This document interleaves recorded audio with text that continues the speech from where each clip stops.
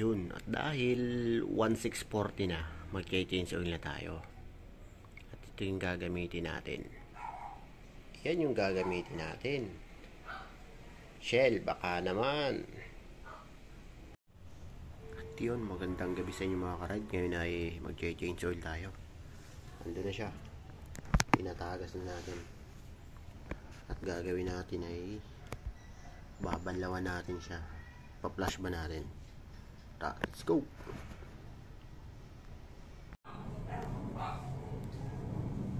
At yun, ito na yung ating pambanlaw.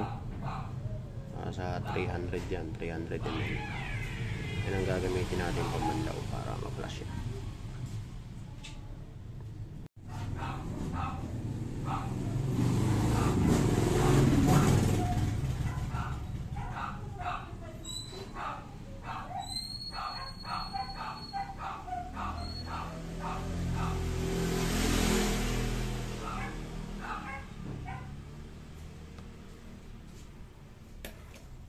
Pasensya na kayo sa ingay.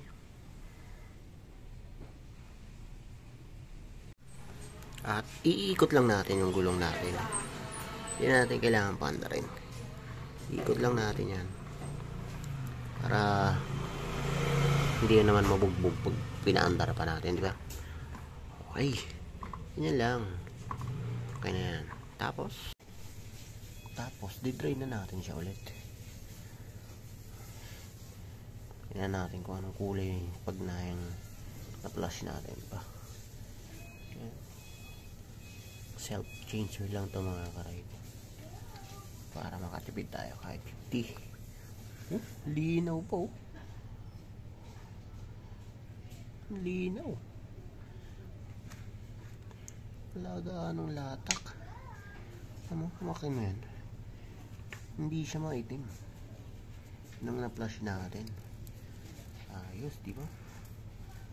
Lupit. Patagasin lang natin yan, tapos mamaya sasalinan na natin ng oil. Mamaya ulit. At yun, saraduhan na natin para makasali na tayo ng langis. At yun, saraduhan na natin para makasali na tayo ng langis.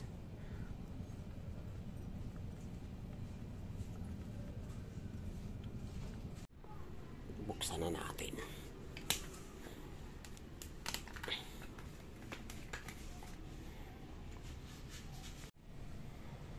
Suka tayo ng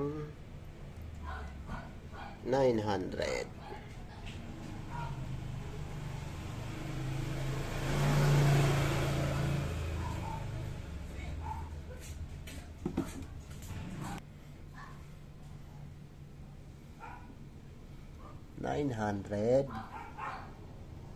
So, pasensya na po sa ingay ng ating background. Yun, salina na natin. At pasensya na po kayo sa ingay. At tayo po ay nasa balik.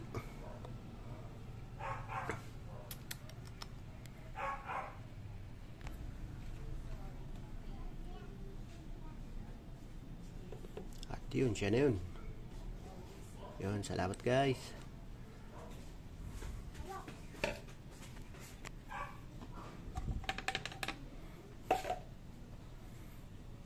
Takpan na natin.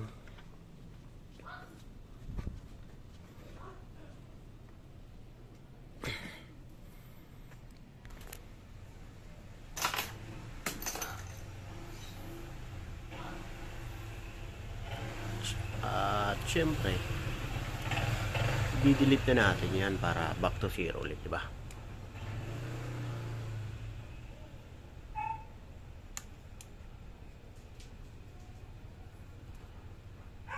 Yun, zero na ulit.